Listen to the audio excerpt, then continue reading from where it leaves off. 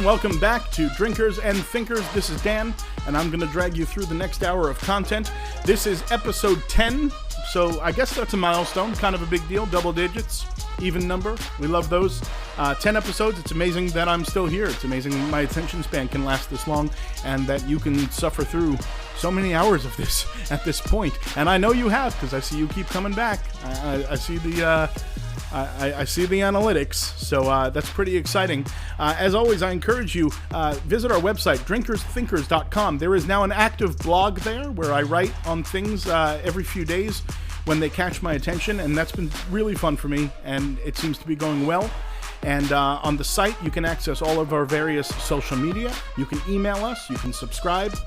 So I encourage you to head over to drinkersthinkers.com. You can also find our affiliate link to Drizzly, the alcohol delivering app, which I love. And it helps out the podcast and helps out you more because you'll get alcohol, and quickly. So today is going to be one more sort of solo episode where we're going to finish the listener questions, because there were actually a lot of them that came up. So I'm going to do the rest of them here. I'm going to give some other thoughts here. And then next week we'll be back to our normal format with guests. Over the next 2 weeks we're going to discuss charter schools with a guest, and we're going to discuss elections with a guest. Not specifically our election going on right now, but more the function and process of elections. What works in other countries, what could work better here. We'll, of course, talk about the Electoral College and all of that. So those should be great episodes, and those will be coming up. But right now, I hope you enjoy this episode, and I'll see you at the end.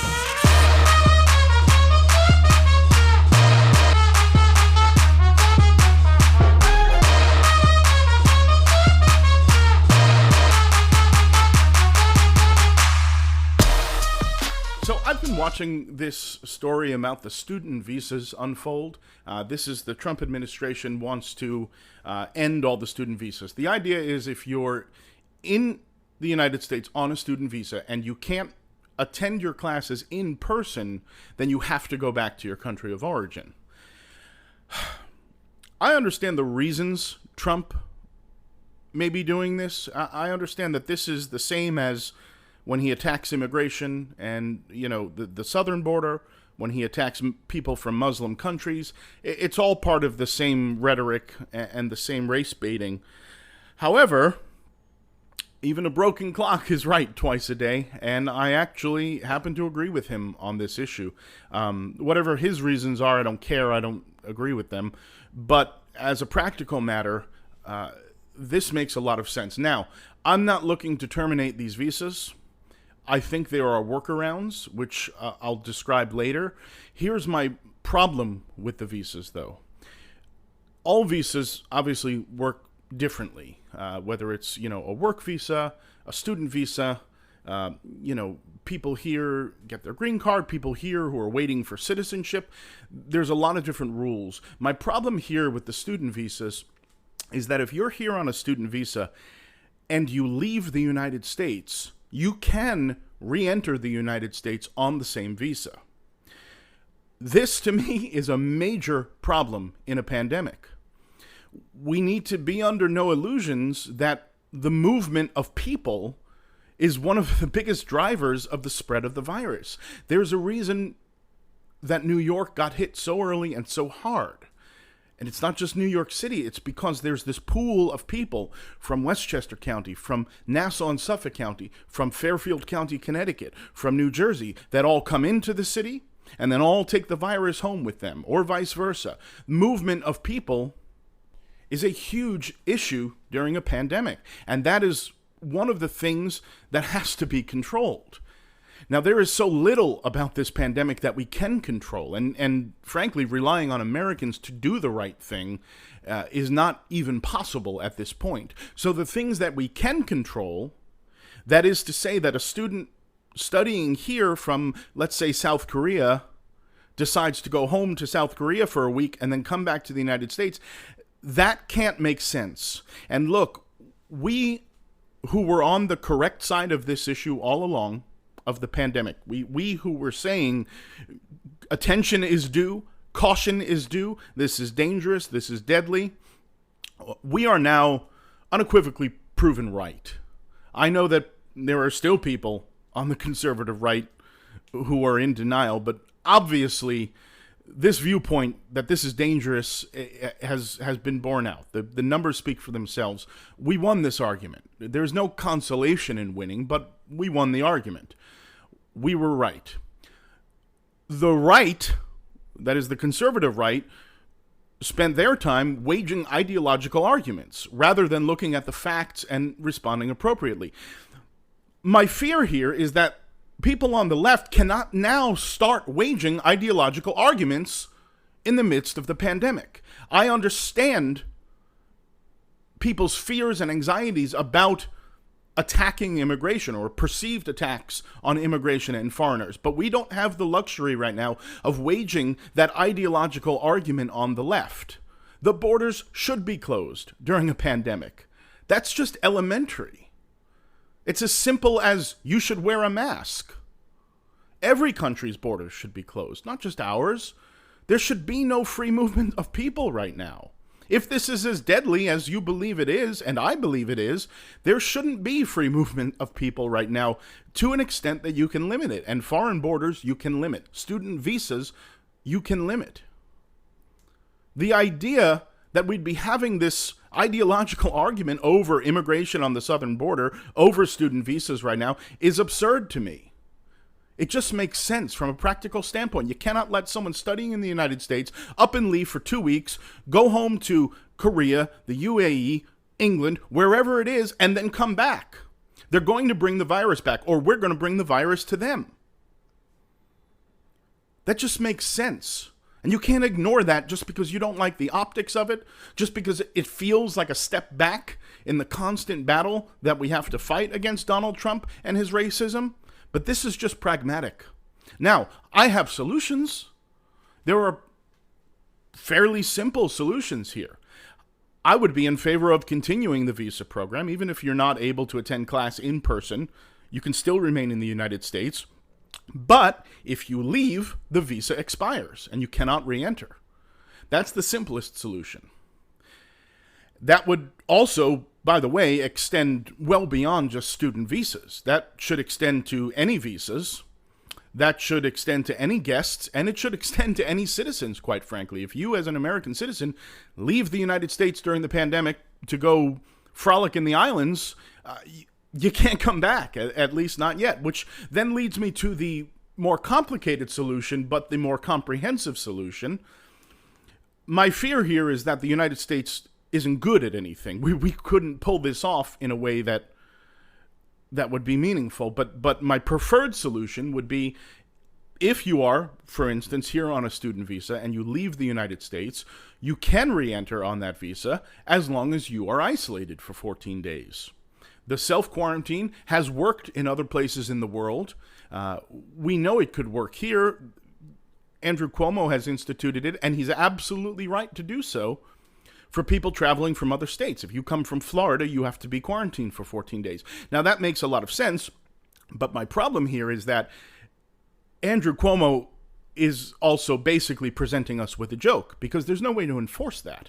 And there's not even an attempt to enforce that. So it's just something he's just kind of saying and hoping that a few people do it. Most people will not.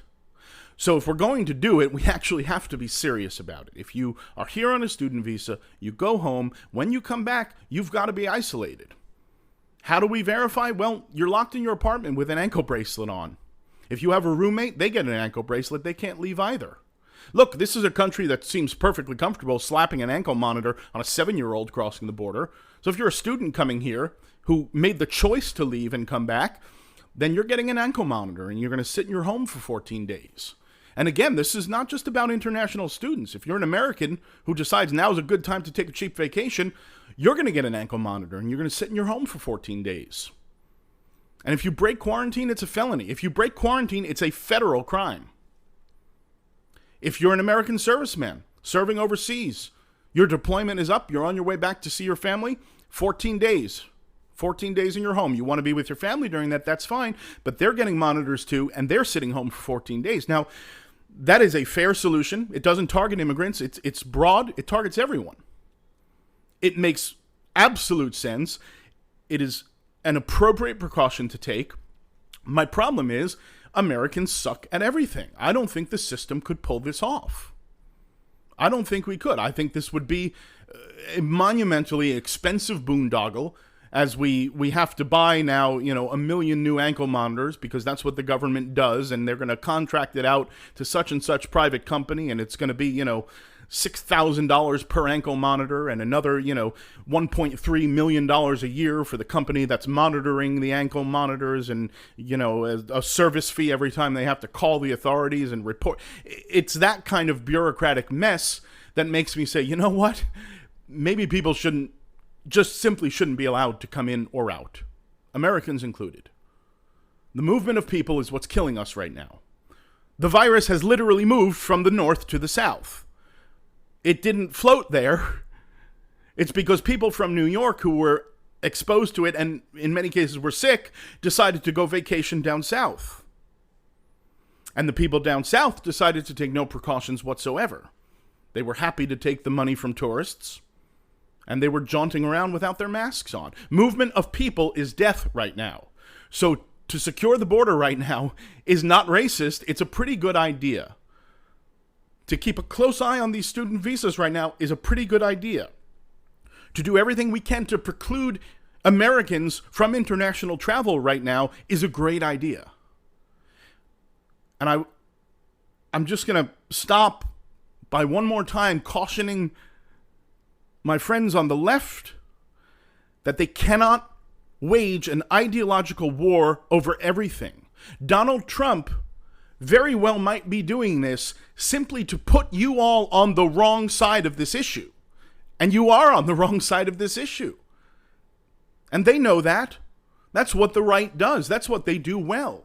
They drive the conversation, and liberals constantly find themselves having to wage unpopular arguments. This is one of them. This is not a hill to die on. There are solutions, yes. Do I think we can pull them off? No. Would I support anything that seems kind of half-assed or based on an honor system like New York is doing? No, I wouldn't support that. I would just say stop the program. Stop the travel. Stop the immigration. Stop everything. Movement of people is death. We need to get that through our head. And finally, I want to wrap this up by putting a little bit of distance between this and the larger argument on immigration and refugees. I'm an outspoken supporter of immigration and an outspoken opponent of Mr. Trump and everything he's trying to do to destroy our immigration system. This is not that. I know we get an idea in our heads that we're beating up on poor kids here and sending them back to these awful countries they're coming from, denying them the American education. That's not what's happening. Everyone has to understand, and again, this goes to the heart of liberals are basically just turning this into an ideological argument, because these are not poor kids that are coming to this country on these student visas. These are very well-off kids for the most part. If you look at the list of countries they come from, first and foremost, 30% of these visas go to China. 30% of foreign students in the United States are Chinese. Now, I know you're going to say, well, there are a lot of poor people in China. Yes, but first of all, two things there. One, that's pretty alarming, that 30% of the student visas go to one nation out of 270. And the second thing about that we need to think about is they're not poor Chinese rural farm kids coming here. They're very wealthy kids. They are very wealthy. And if you look at the list of all the top nations that send their students here, it bears that out. China, Korea, Japan, Canada, England, Germany. We're not taking kids from Cambodia and Haiti and lifting them out of poverty. We're taking kids from the wealthiest families from these large nations. In order to come here, you can't just grab one of them cheap loans the United States gives its own citizens. You can't. You have to be demonstrably able to pay tuition, room and board, reasonable living expenses, and you have to demonstrate the ability to do that all up front in a lump sum. Not that you might be able to pay, not that if you continue in your current job at your current pace, year 3 will be fine, that you have the ability right now to pay for all of these things before you get to come here. So I'm wondering who you think it is that's coming on these student visas. It's not what you think. It's not, these heartwarming slumdog millionaire stories that we're lifting kids out of poverty and giving them this great education. These are kids who are getting the best education because they can afford the best education. In that respect, it's very little different between the United States and foreign student visas. So I don't feel particularly bad if we do end up having to turn a bunch of these people away. I don't feel particularly bad. They're not going back to poverty. They're going back to their respective aristocratic families and their respective aristocratic countries. Student visas have long been just a bourgeois courtesy from our State Department. And we may even want to look into this a little bit more because, frankly, I'd rather build colleges in poor countries than accept kids from rich families from other countries. I think if you're looking for the greater good, if you're looking for the more liberal endeavor, that's it. But nobody likes foreign aid, so that's a conversation for another time, I suppose. All right, we're going to take another listener question here. This is an environmental question. This comes from Tees in Westchester, New York, and he's asking about the Arctic Circle reaching 38 degrees, and also about the elephants in Botswana. So this is a sort of environmental and climate-related question. I'll do the elephants first, just because this is, for those who don't know, in May, about 300 to 400 elephants in Botswana just died, exhibiting also some, sort of odd and distressed behavior, and they all just died. This is very sad. I mean, this is incredibly sad. And there's no cause given for it yet. They think it's natural, natural in that it was environmental, that it's not foul play. It looks like it may be a combination of a drought in Botswana that makes the elephants more susceptible to bacteria and disease. They've ruled out a few things, but they haven't really discovered a culprit. And I understand what Tees is doing here in the question, and he's absolutely right, because he has sort of tied the elephants, which is seemingly a local event, but it is indicative, I think, no matter what the cause here, I think we're going to find out that this is just more of this notion that the Earth is in distress and that our systems are breaking down because the Earth is in distress. Because you can talk about the elephants in Botswana in a vacuum, in isolation, saying, yeah, a few hundred elephants died, but only in Botswana, only in this one part. But then you have, you go on, and you talk about bees dying, and you talk about birds dying, and you talk about animals losing their habitat. The Earth is in distress right now, and this is just another way in which it's letting us know. So then that brings us to the ice caps, 38 degrees Celsius, which is, even Americans understand that that's pretty hot. Look, at some point, we're going to have to address this issue of climate change. It's undeniable.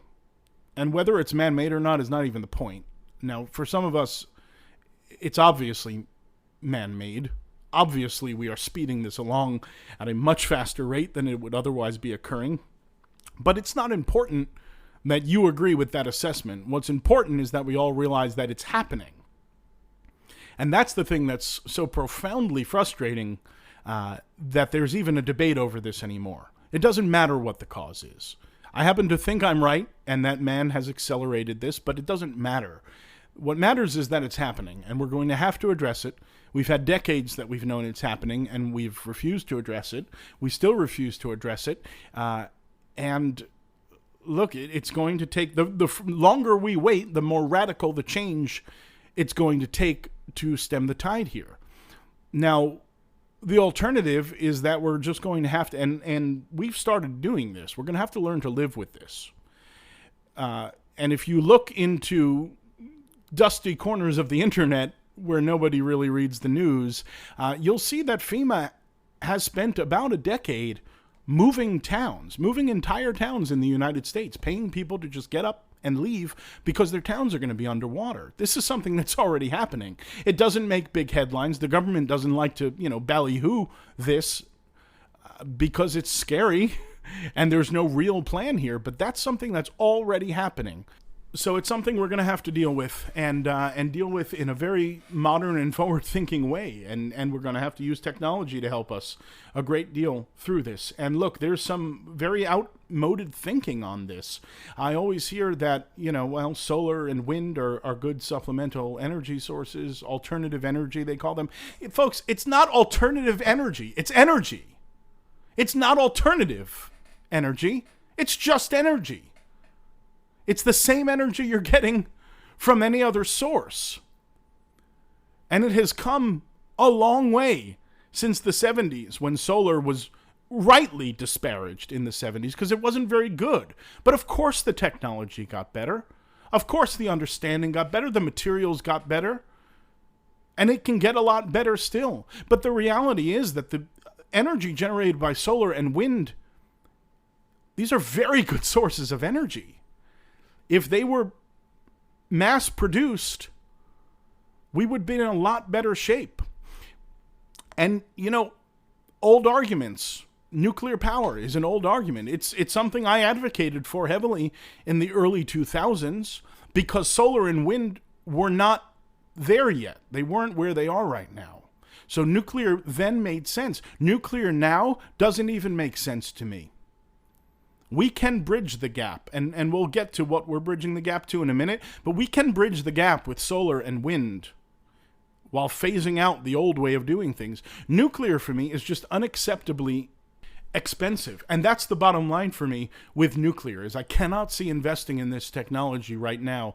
It is by far the highest upfront cost of any energy source. I understand it's efficient. I understand it generates a lot of energy, and I am not disparaging the safety of nuclear power. I believe nuclear power is safe. I really do. I don't love it as a solution because you're stuck with the stuff. You've got to bury it, and that breeds a whole bunch of other problems. So I think we have some alternatives right now. All we have to do is bridge the gap until science finds a better way, and that's not pie in the sky. We're 40 to 50 years away from fusion power. Scientists around the world feel that way. 40 to 50 years, that's all we have to do, bridge the gap to there. So for every coal plant we can take offline and bring solar and wind online, we should do it. There are a lot of good solutions here. Some cities are implementing them in the form of rooftop solar for all of their buildings. Other municipalities do solar farms. They do wind farms. These things are not eyesores, and they do not cause cancer. And I defy you. I'm not even going to get into that. It's so absurd. We have no problem building factories and oil wells and oil refineries and drills and God knows what. But suddenly a windmill is a step too far because it's an eyesore? You're an eyesore. Shut up. There are great solutions out there to bridge the gap. Geothermal, another great solution. And by the way, the three solutions I'm mentioning, geothermal, solar, wind, they can all be done on the individual level as well. They don't have to be huge public works projects to get this moving a little bit. And we're seeing more and more solar in homes. We're seeing geothermal in homes. So there's progress, but it also needs support. It needs broad support in government, which it doesn't have. And this is where, again, I've got to bash both parties on this. Now, obviously, the conservative viewpoint of this is simply one of idiocy. And I can't even give oxygen to it. But unfortunately, the other party, the Democrats, do not distinguish themselves on this issue. Because while they talk a good game, I live in a blue state, the bluest of the blue states. Where are our solar farms? Where are our wind farms? Where is our tidal power? Where is our geothermal power? Where is our plan for the next hurricane? Where are our harbor gates and our lock gates? Where are our flood walls? Where are the regulations that put houses up 4 feet? Where are all of these things? Where is the state doing its part to reduce emissions? How many vehicles does state and municipal government run on the roads every single day? How many times do you pull up to a deli or a coffee shop and the cop car is idling, the sanitation truck is idling? New York State, being one of the bluest states under total Democrat control, has no plan, has no vision. And the one thing Cuomo tells us is that by such and such a date, X amount of the power generated in New York will be renewable. Well, that's a very interesting phraseology from one of the nation's top Democrats. X% of all power generated in New York will be renewable. Here's the funny thing about that, and the thing he doesn't say, and the thing that makes it moot. The majority of power that New Yorkers consume does not come from New York. It comes from Pennsylvania. It comes from Ohio in the form of coal and nuclear. These are not renewable sources. Natural gas, these are not renewable sources. And there is no plan to change. We talk about our dependence on foreign oil, but we, New York State, the blue state, do not talk about our dependence on Pennsylvania's coal and gas. So there is no willingness among the Democrats, and frankly, in a state like New York, because of mismanagement, there's no money to address these issues. So all it is talk. All it is talk. The only things the government, the only things the Democrats have done on this issue are things like the CAFE standards, things like emission standards, things like cap and trade, and that's all good and well, but these are things the Democrats pass because the government is not required to actually spend any money on them. The government is not called to action in any way. The CAFE standards, it's on the auto manufacturers. They have to figure it out. They have to eat the cost of that. For cap and trade, it's on private industry. Now look, should private industries who pollute pay for that? Yes, of course.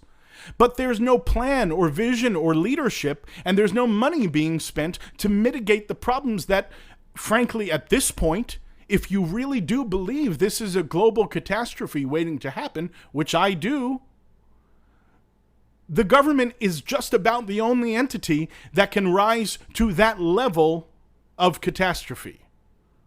We need sweeping change, and it's got to start from the top down. It's got to start with the way in which New York State generates its power, the power which it imports.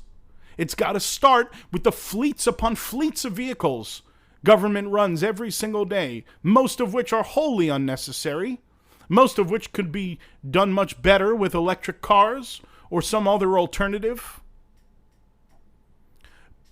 If you, the government, are not going to be serious about it, then you don't deserve my vote. Then we're not on the same side. I'm calling for change. Many of my friends are calling for change. New York State isn't implementing that change. California isn't implementing that change. This almost goes directly to one of the biggest disconnects that we see in the Black Lives Matter movement, is that, again, Democrats have lied to that community for decades. And once again here, this is another community of people, environmental activists, people concerned about climate change. This is another constituency that Democrats have lied to for decades. And the action or inaction bears that out in spades. It's undeniable. So it's going to take newer, younger, fresher leadership in the Democratic Party. And I know I'm throwing a lot of shit at Democrats right now, but it's because I believe the Republicans are simply useless on this issue. They're not going to give a shit until it gets to the 12th floor of their building. So all we have here is the Democrats. But if we can't bring them around, if we can't spur them to act, then we're screwed. So I'm not going to talk about it too much, but we got more rulings out of the Supreme Court.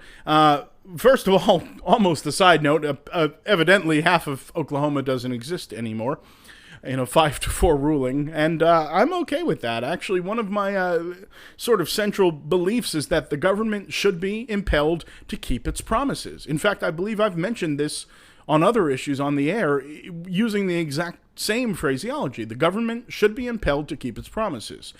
This is one such case. So 5-4, half of Oklahoma doesn't belong to Oklahoma. I don't think much will come of that though. The other two cases of note are also things we've talked about on the show. Episode 2, actually, it was. These are the two cases dealing with Trump's finances. Trump versus Mazar and Trump versus Vance.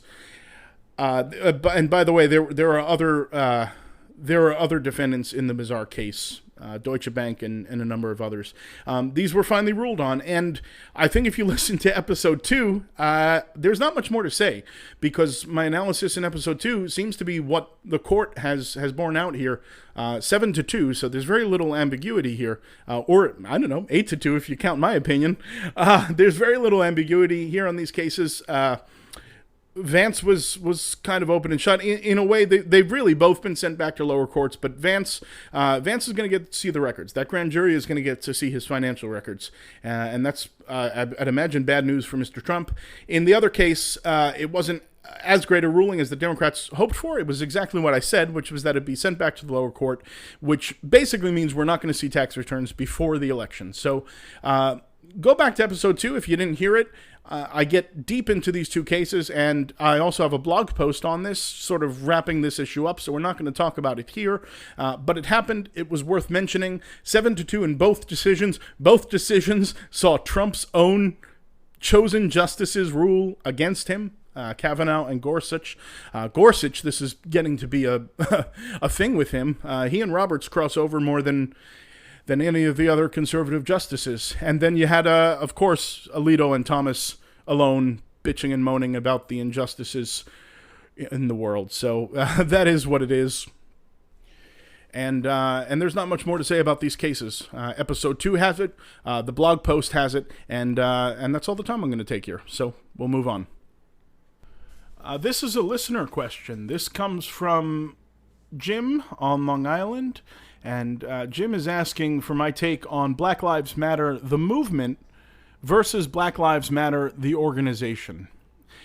This is always a tricky thing. We see this in a lot of places. It's specific to the language used here. The one big example I can think of, and I hate to compare the two, but we saw this with the Tea Party. There was the Tea Party, which was a, sort of rabble-rousing, fairly organic, although in retrospect, it wasn't organic. It was staged and it was sort of manipulated. But there was that movement, and then there was the sort of official Tea Party thing, and those were two different things. And it was probably to the detriment of that movement, such as that movement was. Black Lives Matter, the movement, the idea is different than Black Lives Matter, the organization. And what we're talking about, just to clarify here, is Black Lives Matter Foundation, which is an organization that it absolutely predates the George Floyd stuff and all of that. And it's a sort of global action network that advocates for people of color, for political change and whatnot. Okay, I'll say first of all, I am always dubious of charitable organizations, especially ones with a political bend.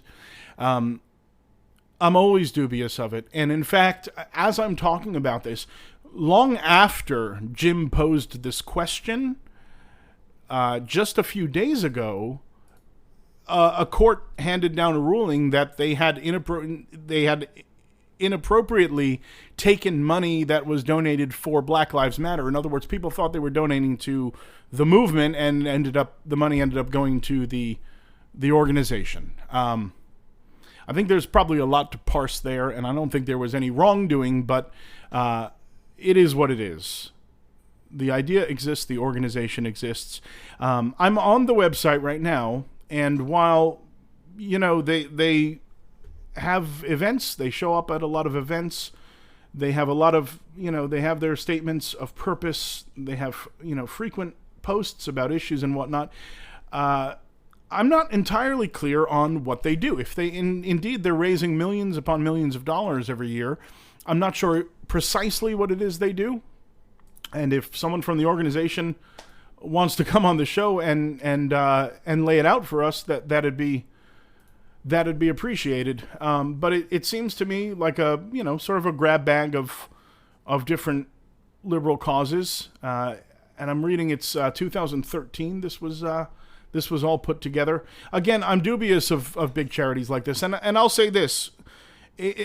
Whatever all the organizations doing, giving money to, black artists, supporting, black speakers and black authors, and showing up, and they're doing work on the border as well, protesting the injustices down there. What I will say is that the movement Black Lives Matter does not need an organization doing those things, in my opinion. It needs a lobbying group. Black Lives Matter needs to be a lobbying group. If it wants to do any good, if it wants to affect change, it has to do so in the halls of government, because the people fighting against the movement are doing so in the halls of government. The police union is inside those rooms. The lobbyists are inside those rooms. The white guys desperately clinging to power are in those rooms. Black Lives Matter doesn't need grants being given to black artists and black authors and demonstrations and whatnot. Black Lives Matter needs a lobbying arm desperately, in my opinion. They need a lobbying arm. This money should be put into lobbying. This money should be put towards creating political pressure. We don't need to feel good about things. We need to exert pressure on the other side. That's my take on it. With all the good that the organization might do, this is not creating fundamental change in our laws. It's just not. All of the things that I'm looking at here, about arts and culture and whatnot, it is simply making it easier to be black in America rather than fundamentally changing the laws that make it difficult to be black in America in the first place. It's not correcting the injustice, it's just making it easier to do. And again, I don't want to, this is coming across like I'm bashing the organization. I'm not. And there's a lot of good work being done here, a lot of help being rendered. Again, that's all through the lens that I am always dubious of large charitable organizations. But I don't know enough here to speak one way or the other on, how the money's getting spent, where the money's getting spent, the percentage of money being spent on the cause itself versus the percentage of money being spent on office staff and pencils. I don't know. I can't speak to that. But those are the reasons I'm always dubious of large organizations, because so many of them disappoint you when you break it down. So that's my take on it. I think the work they're doing is good, but for millions and millions and millions of dollars that they're raising, the laws need to be changed. Lobbying needs to happen. And I see no lobbying being done here. And it's all, there's a lot here on the website about, 2020 goals. And a lot of it revolves around voting and educating voters on the candidates and whatnot. And that's great. And we need that. But we need to change the laws. We need to exert pressure, because neither party has your interests at heart. Neither party has ever been an advocate for the things that are important to the Black Lives Matter movement. And it may seem like Democrats and even Republicans now are getting on board with it, but they need to be pressured. If it looks like they're stepping onto the ship with you just a little bit, you need to push them. If it looks like they're climbing the stair just a little bit to get to where you are, you need to push them. If it looks like they're taking a step forward, you need to push them. And that happens in the halls of government, that happens through lobbying, and that happens through using your money to exert influence. That's what this movement needs. That's what will bring about radical change. You have to take on the forces that are actively lobbying against you. So I don't think, no matter what value this brings to the community, and I'm not denying that it brings value to the community and it helps people, this is not what the movement needs right now. If the movement's goals are to reform the police, to extract funding out of the police, to make this country a more just place, to reform our prison system, to reform our criminal justice system, then a concerted effort needs to be made to change the laws, to lobby. And assuming that electing Democrats is going to do that is, quite frankly, an old trick that we've all fallen for decades, myself included. So that's my take on it, with the caveat that it's a pretty low information take on it. I'm looking at some of this stuff, this website, for the first time, and sort of formulating thoughts now for the first time. So there it is.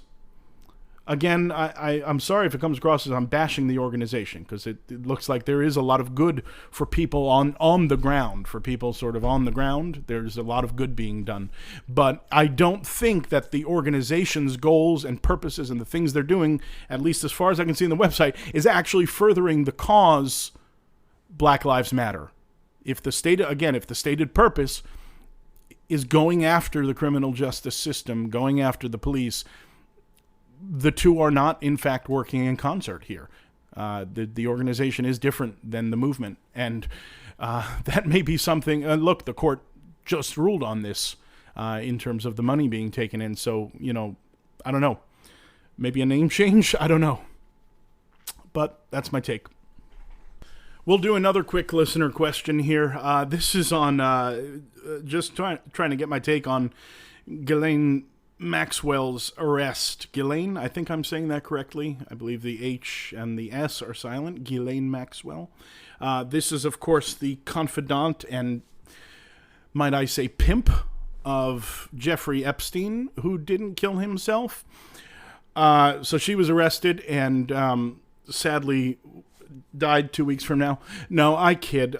That's, let's be serious. This is a serious thing, because there's a special place in hell for Epstein, obviously, and this woman should share his fate. I don't know if he hung himself or someone else hung him. This woman, there is no use for her on this earth. Her crimes here are unspeakable, and I hope that she gets punished to the fullest extent of the law, if she makes it that far. And yes, I throw those little jibes in there about her potential demise and Jeffrey Epstein's rather dubious air quote suicide. And of course, I'm throwing that out there because it doesn't make sense. And I'm not a conspiracy theory guy. And this is actually also going to touch on a listener question from Michael from Long Island, who asked if I had any conspiracy theories that I thought there was a kernel of truth in. And, well, this is it. This is that. I also want to say that the question about Ghislaine Maxwell came from Paul from Pennsylvania. So, two questions in one. Yeah, this is a conspiracy I believe there's more than a kernel of truth in. Look, even if there's no conspiracy theory here, even if someone didn't kill Jeffrey Epstein, be it Bill Clinton, be it Donald Trump, be it Prince Andrew, even if he did commit suicide, it says something about our politics that two presidents, one sitting, one not, two presidents have inexorable ties to this guy. And Prince Andrew, who, isn't really relevant in the world, but it says something about the state of our world. And there's lots more. I mean, look, Jeffrey Epstein took a little junket with Bill Clinton and Kevin Spacey. I mean, imagine being on that flight and realizing that Bill Clinton is actually the most moral person on that plane because at least he never raped a child. It's unimaginable that this is the state of our world, that these are the rich and powerful, and these nets that they weave go so much deeper than just the two presidents. A lot of these people, you would not have heard of Jeffrey Epstein if he wasn't a child rapist. So a lot of these people you don't hear about because their crimes aren't brought to light.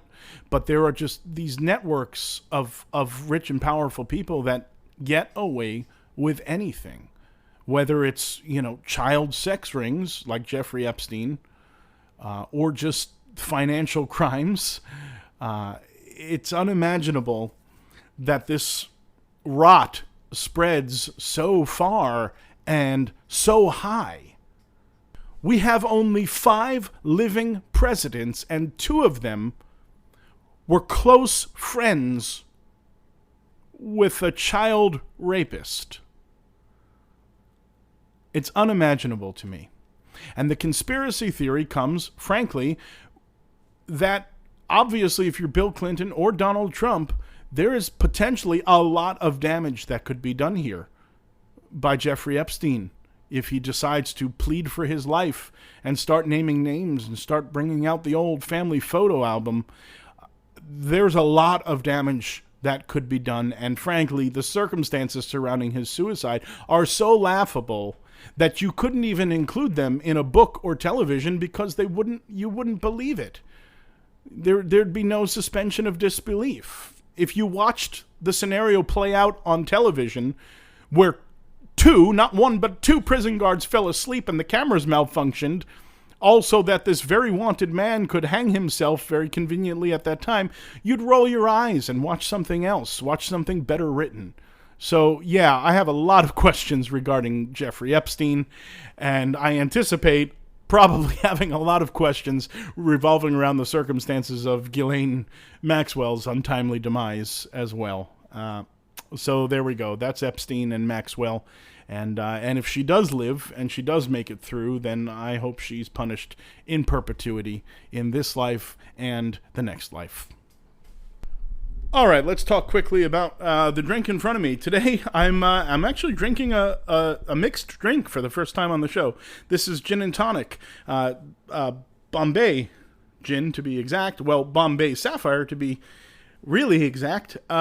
This is sort of a go-to summer drink of mine, and I'll remind everyone I do not like clear liquor, but this I love. I find Bombay Sapphire to be one of the most refreshing and easy to drink liquors in all of existence, without any hyperbole. If there's a lake in the world that has the freshest water in the entire world, I imagine that this is exactly what that lake tastes like, Bombay Sapphire. It's got just the right balance of spice with the gin flavor. I think this is great. As far as clear liquor goes, this is my winner, and there's literally no other clear liquor I drink. So it's Bombay Sapphire, which is common. Obviously, you can find that anywhere. I don't need to educate you on this. Mixed with tonic, with a lime, and it's instant summer drink for me. All right, I'm going to close the show today, and I'm going to close it based on one more listener question. This comes from Vinny in Myrtle Beach. Y'all need to get your shit together down there, Myrtle Beach. Vinny is asking about the purge of conservative viewpoints and posts on social media sites and the like. This is a hot button issue, especially in conservative circles right now. Whoo, boy. Well, I'm going to talk about this, and I'm going to use myself for context. On this podcast, I had discussed a news story a while back about the Patriot Act being renewed, and there was an effort by some senators to get a provision in it stripped out that allowed the FBI to look at our browser histories and whatnot. Now, I simultaneously posted that on my personal Facebook, an article about it, and made some comments. And I was greeted about a week later with a content strike, as it were. It was, they left the post up, but they slapped a sticker on it that said misinformation.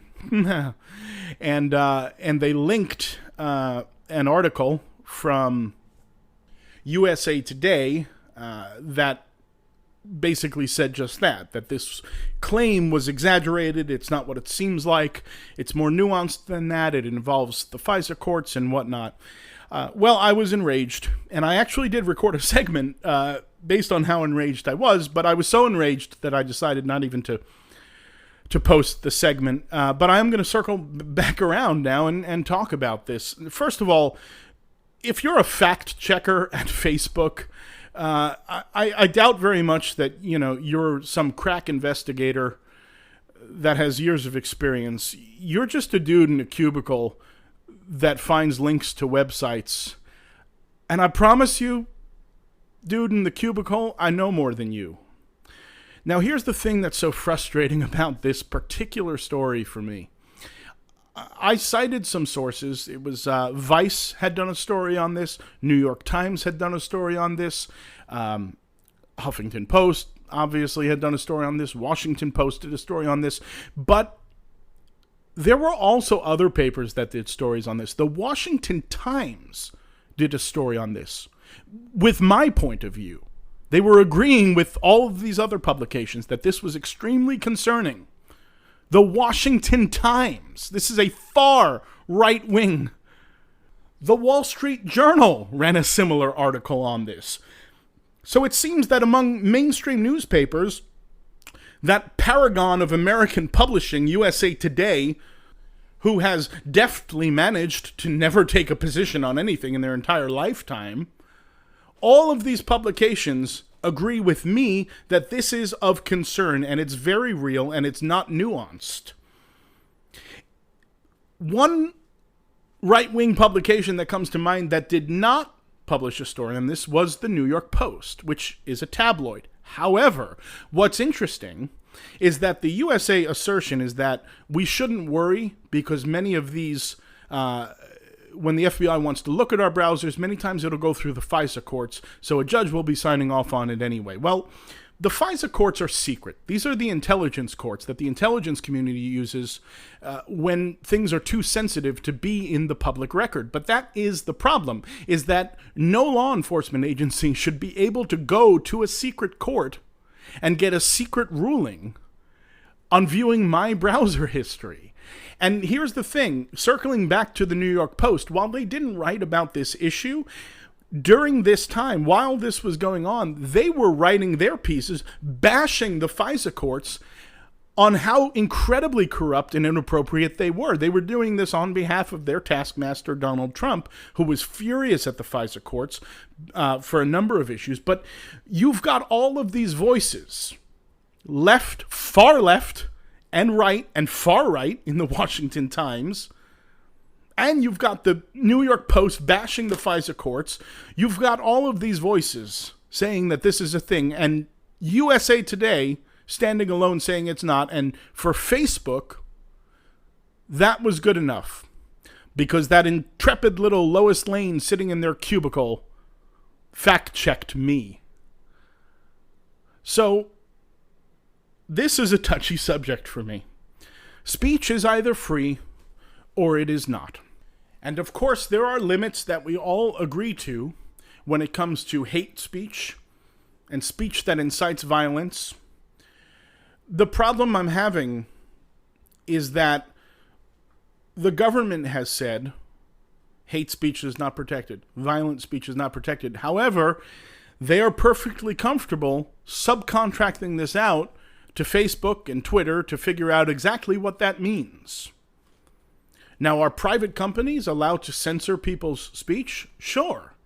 Facebook can censor whomever they want. Twitter can censor whatever they'd want.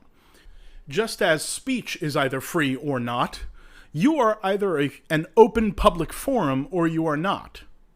And if you're an open public forum, then all viewpoints need to be expressed and be allowed to be heard. It's important to hear the other side, even the crazies.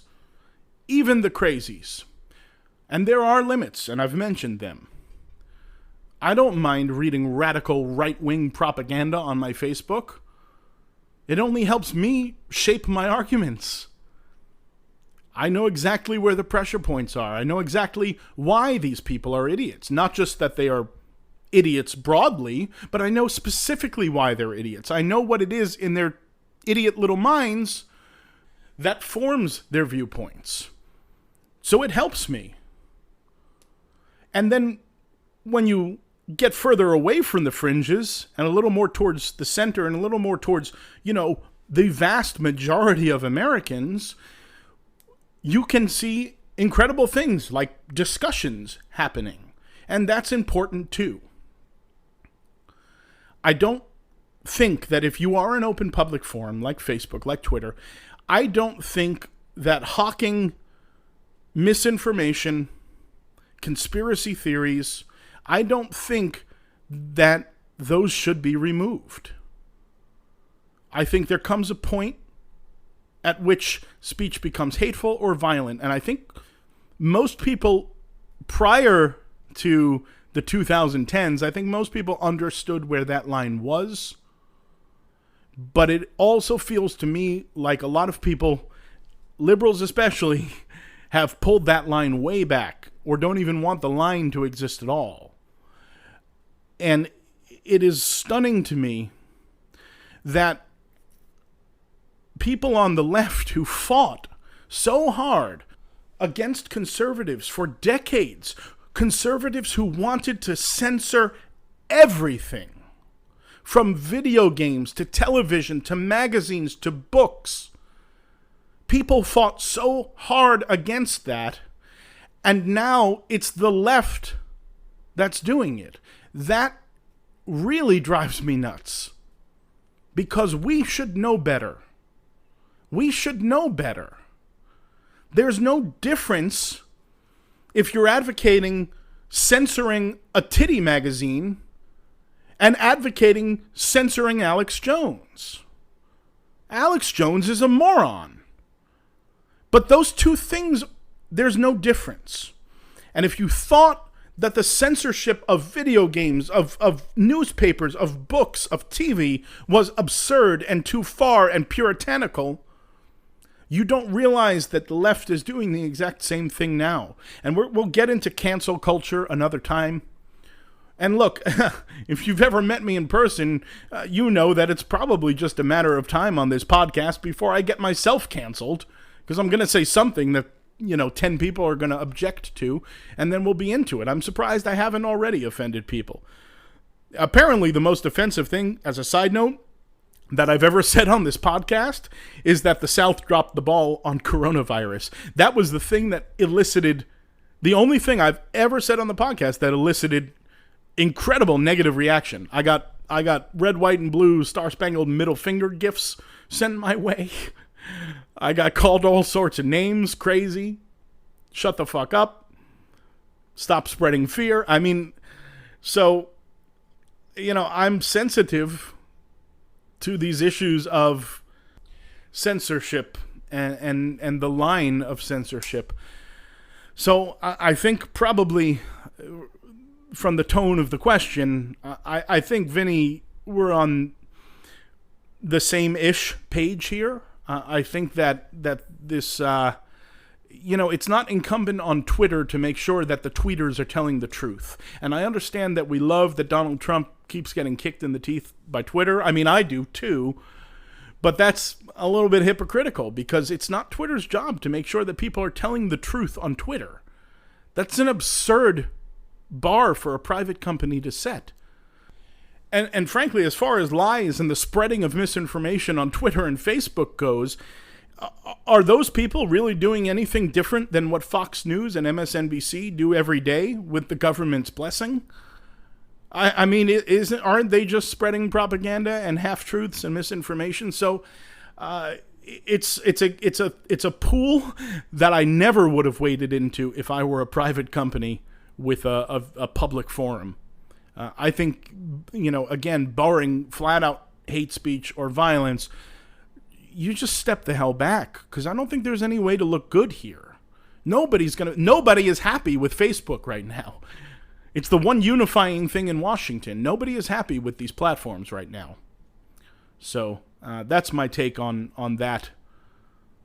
And that will bring this episode 10 to a close. We'll be back to our more normal format next week with interviews. In the next 2 weeks, we're going to have a discussion about charter schools, and we're going to discuss elections, and that is specifically about sort of the process and function of elections, not specifically about our own election going on right now.